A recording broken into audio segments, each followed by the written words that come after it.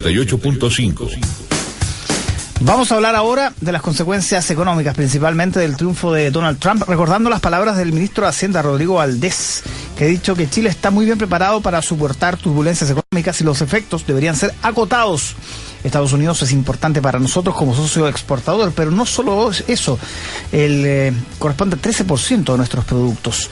Ya estamos en el estudio con Jorge Saad, él es director del Centro de Estudios Internacionales de la Universidad Católica, para analizar los efectos económicos de la elección de Donald Trump. ¿Cómo estás, Jorge? Muy buenos días. Muy buenos días, Álvaro, Patricia, buenos días a todos. Jorge, ¿qué tal? Hay un efecto que probablemente fue impensado, ¿no? Yo no escuché, al menos antes de esta elección, que alguien lo hubiese pronosticado así, y que dice de directa relación con nuestro país. El precio del cobre, que se pegó esta alza, un 19% en la última semana, la mejor semana en décadas. La duda que queda es si esto se va a mantener por el tiempo. ¿Cómo hay que interpretar esta alza que se pegó el cobre ahí?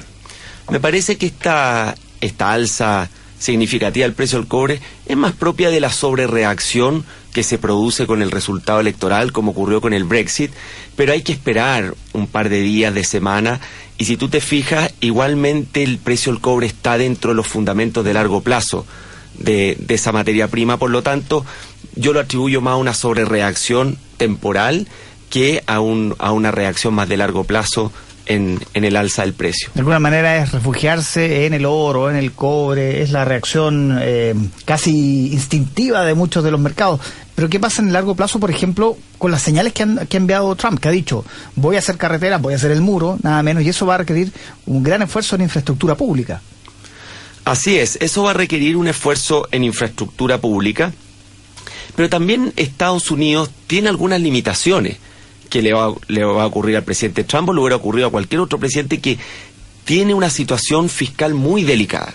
Hoy día se dice que para los próximos 8 años, 3/4 del presupuesto federal están comprometidos, fundamentalmente por derechos sociales, por el llamado Obamacare, por otros programas sociales. Entonces, el mayor gasto fiscal se va a topar con esta limitación del déficit fiscal que tiene Estados Unidos y su enorme deuda pública, que ya llega a más del 100% del PIB.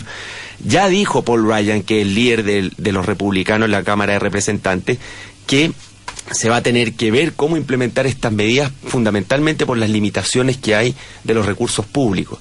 Y no olvidemos que los republicanos van a tener mayoría en ambas cámaras. Entonces hay que ir viendo, a medida que pasan los días, las semanas, cómo va a ir comportándose este Trump ya versión presidente y no el Trump candidato. Claro, que esa es la incógnita que hay en estos días. Estamos conversando, mañana será otro día, con Jorge Saad, director del Centro de Estudios Internacionales de la Universidad Católica, sobre este triunfo de Donald Trump, esta disyuntiva sobre si se va a comportar como el candidato o como o va a cambiar, va a moderarse siendo presidente.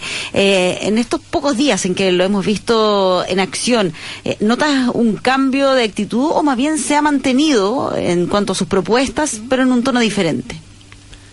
Yo creo que se nota un cambio de actitud hacia una mayor moderación, manteniendo la personalidad propia que tiene el presidente Trump, y eso se ve en algunos hechos concretos. Lo primero, en su discurso cuando asumió como presidente, que fue bastante más conciliador que todo lo que fue la campaña. En segundo lugar, una noticia reciente, que es la situación de los inmigrantes ilegales. En la campaña se hablaba incluso de deportar a los más de 11 millones de inmigrantes ilegales, y ya ayer pudimos escuchar en su primera entrevista que está hablando solamente entre 2 a 3 millones, que son los inmigrantes ilegales con antecedentes penales, donde incluso el presidente Obama también procedió a deportar a inmigrantes que estaban en esa situación. En el Obamacare, por ejemplo, si se quiere rechazar, se va a necesitar una nueva reforma, y en el intertanto va a seguir habiendo cobertura de salud para las personas que son beneficiarias de ese programa. Es decir, hay una señal mayor de moderación, y también es propio del sistema político institucional que tiene Estados Unidos, donde lo que se llaman los check and balance, o freno y contrapeso, funcionan. Hay un rol importante de la Corte Suprema, del propio Congreso, que va a tener una voz en las reformas migratorias, en la propia política comercial, que son algunas de las propuestas que tiene el presidente Trump para su mandato. Estamos con Jorge Saad, es director del Centro de Estudios Internacionales de la Universidad Católica, y una de las primeras reacciones que escuchamos aquí en nuestro país fue la del canciller, Heraldo Muñoz, que entre otras cosas dijo también que había que estar preparados para una eventual caída del TPP en primer lugar, una derogación del TPP o que no siga avanzando. De hecho, fue algo del que le pidió Trump al presidente Obama cuando fue a la Casa Blanca. Y lo otro es eventualmente la revisión de acuerdos internacionales como el Tratado de Libre Comercio con Estados Unidos, que han sido hasta ahora bastante favorables para Chile. ¿Qué esperar de eso, Jorge? ¿Cómo podría afectar lo del TPP y un acuerdo de libre comercio? Coincido en que la relación comercial con Estados Unidos ha sido bastante favorable. Desde que tenemos el Tratado de Libre Comercio, el año 2004, prácticamente se ha cuadruplicado el intercambio comercial entre ambos países por el tema productos forestales, minería y alimentos fundamentalmente. Yo veo que en el Tratado de Libre Comercio va a haber efectos muy acotados. No hay ninguna señal que diga que se va a revisar ese acuerdo bilateral. Donde sí podría haber un costo efectivo y concreto para Chile es con el TPP. ¿Por qué? Porque el TPP es un tratado que está aún en negociación y en tramitación en el Congreso americano, no está aprobado. Por lo tanto, dentro de las promesas del presidente Trump, tiene entre comillas un bajo costo no aprobarlo, frente a otras promesas que va a ser mucho más difícil de implementar. Y ahí va a tener, a mi juicio, un costo efectivo para Chile, porque el TPP establece beneficios adicionales para los 12 países que forman parte del acuerdo, entre los cuales está Chile, en materia de mayores beneficios arancelarios, es decir, arancel cero para productos que no estaban contemplados en los acuerdos que Chile ya tenía con esos 11 países, mecanismos de solución de controversia mucho más efectivos, y una serie de materias que establece el TPP como el acuerdo más comprensivo en la historia comercial del mundo. O sea, claro, aunque otros sacan cuentas alegres ahí porque muchos se mostraban críticos respecto a este tratado. Sí, yo creo que el TPP se convirtió en un símbolo de una u otra manera, y en política los símbolos son importantes. Entonces el TPP se asoció a los perdedores de la globalización, al proteccionismo que yo llamo 2.0. Pero si uno analiza el contenido de ese tratado, establece una serie de beneficios para los países, aun cuando Chile ya tiene acuerdos bilaterales con los 11 países que forman parte del TPP. Sí, ahora, el presidente del Senado de Estados Unidos ya dijo que no va a llevar a votación este tratado en las próximas semanas, por lo menos no en el periodo previo a que asuma Donald Trump. El punto es que el candidato Trump ya se había mostrado en contra de este acuerdo, por lo tanto es probable que esto ya no siga avanzando más. ¿Cómo lo ves? Claro, la luz de esperanza que había era que en el periodo que se llama el lame duck de Estados Unidos, que es el periodo entre que asume un presidente electo. El pato cojo. Exacto, el pato cojo. Y antes que se renueve en enero, Obama hubiese logrado, con acuerdo del Congreso, sacarlo adelante. Pero hoy día ya las declaraciones son bastante claras que en ese periodo no es probable. Ahora, todavía estamos en un periodo de definiciones y hay que ver también si es que se reformula eventualmente el acuerdo. No olvidemos que China, desde el año 2012, ya inició también conversaciones con los países del Asia. Estamos hablando de 12 a 14 países, y Estados Unidos también tendrá que evaluar si quiere ceder ese liderazgo mundial o no, que en gran parte está construido por su política comercial.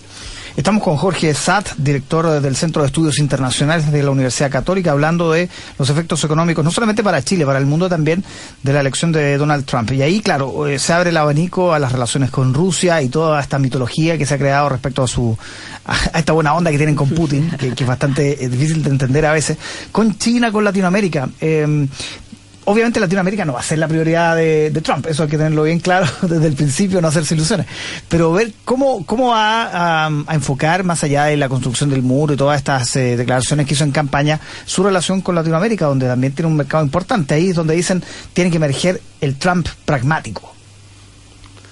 Exactamente, y de hecho él como empresario tiene una cuota de pragmatismo importante. Veamos cuántas veces ha cambiado de opinión frente a los temas. Y eso, si es que se transforma en pragmatismo, puede ser positivo para Latinoamérica. Ahora, Latinoamérica está hoy día en un proceso de integración muy interesante, que es la Alianza del Pacífico, con Colombia, con Perú, con México, y que el mérito de ese bloque, aun cuando Estados Unidos tiene mucho interés, es que nació de los propios países latinoamericanos. Luego, el caso de Chile, el comercio chileno hoy día, casi el 40%, más del 40%, es hacia el Asia, Pacífico, y el 20% América del Norte. Por lo tanto, ya hay en América Latina y en Chile en particular una mirada, una diversificación de hacia dónde nosotros estamos exportando nuestros productos, nuestros servicios. ¿Y para qué decir las importaciones? Exactamente, las importaciones también, fundamentalmente de China o de otros países. Entonces, el presidente Trump no ha tenido ninguna referencia a una América Latina, solo a México, pero yo no veo que haya un impacto en la medida que él arme equipos de expertos en la situación de Latinoamérica. Podríamos mantener e incluso profundizar las relaciones comerciales con Estados Unidos y con América del Norte en general. ¿Y Cuba, Jorge? Emerge como una duda, ¿no? Claro, porque en materia comercial yo coincido con usted que puede haber más pragmatismo y que además requiere una serie que ha anunciado el presidente Trump, pero en lo que es política exterior, diplomacia, ahí el presidente tiene amplias libertades y ahí efectivamente puede echar atrás el acuerdo con Cuba, puede revisar junto al Congreso el acuerdo con Irán, puede redefinir la relación con Rusia, con China.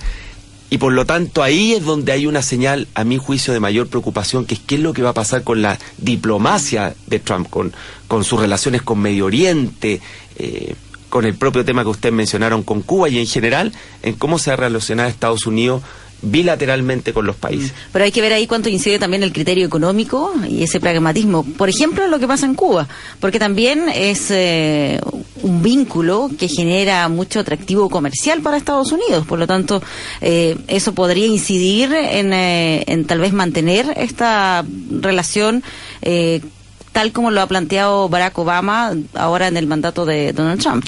Por supuesto, y de hecho en Cuba se van a abrir interesantes oportunidades para desarrollar proyectos de infraestructura, construcción, para que capitales americanos puedan ingresar a Cuba. Ahí vamos a tener que ir viendo en los próximos 6 meses o el primer año cómo se va a ir configurando la versión presidente de Trump y si finalmente quién va a ganar, si es la retórica o es la realidad.